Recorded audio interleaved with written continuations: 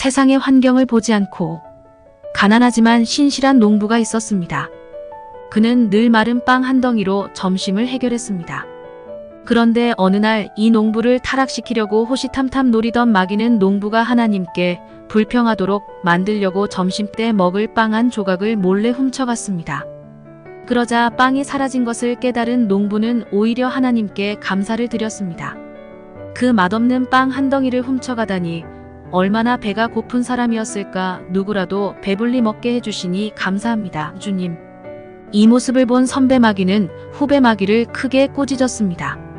사람을 타락시키려면 가진 것을 빼앗지 말고 오히려 풍성하게 주어야 한다는 걸 모르는군. 이후 마귀는 농부의 빵을 숨기는 대신 농사가 크게 잘 되도록 손을 썼습니다.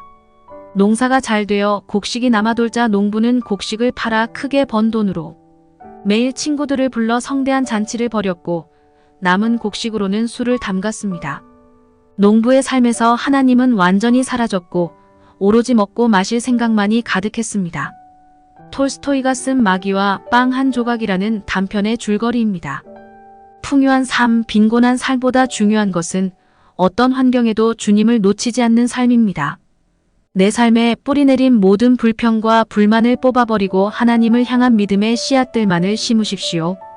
세상의 환경을 보지 않고 모든 상황을 인도하시는 하나님만 바라보며 살아가는 그리스도인의 믿음에 대해 생각해 보겠습니다.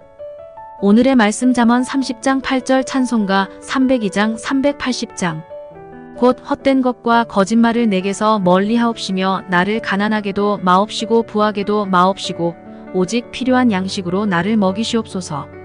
자신이 처한 환경에 만족하며 살지 못하는 사람이 많습니다. 세상은 사람들에게 끊임없이 다른 사람과 비교하게 만듭니다. 그래서 자신의 환경에 만족하지 못하고 오히려 자신의 상황을 비관합니다.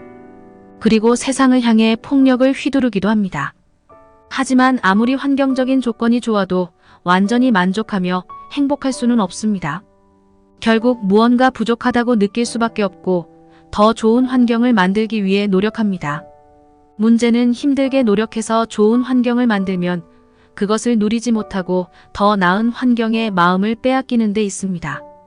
그리스도인은 환경이 아니라 하나님을 바라보며 만족할 수 있습니다. 이 세상에서 누리는 부요함과 권세는 모두 하나님의 손에 달려 있다는 것을 인정해야 합니다. 그리고 세상의 풍요가 아닌 하나님의 은혜를 사모하며 살아갈 때 우리는 만족할 수 있습니다. 어떤 환경에서도 주님만 바라보며 의지하십시오. 사람들은 어려운 환경에 처하면 그 환경만 바라보고 좌절하며 실패합니다. 하지만 모든 환경 가운데 섭리하시는 하나님을 바라보고 의지하면 우리를 힘들게 하는 모든 문제가 사라지고 우리에게 주어진 환경이 오히려 감사의 제목이 됩니다. 악한 영에게 미혹되어 마음에 생긴 욕심으로 세상의 유익을 구하려 하지 말아야 합니다. 모든 상황 가운데 우리를 선하게 인도하시는 하나님만 바라보십시오. 어떤 환경에서도 주님을 놓치지 않고 주님과 동행하며 승리하는 그리스도인이 되시기 바랍니다. 오늘의 기도. 주님, 우리 앞에 놓인 환경만 보지 않게 하옵소서. 언제나 하나님만 바라보며 주님과 동행하는 그리스도인이 되게 하옵소서. 예수님의 이름으로 기도합니다. 아멘.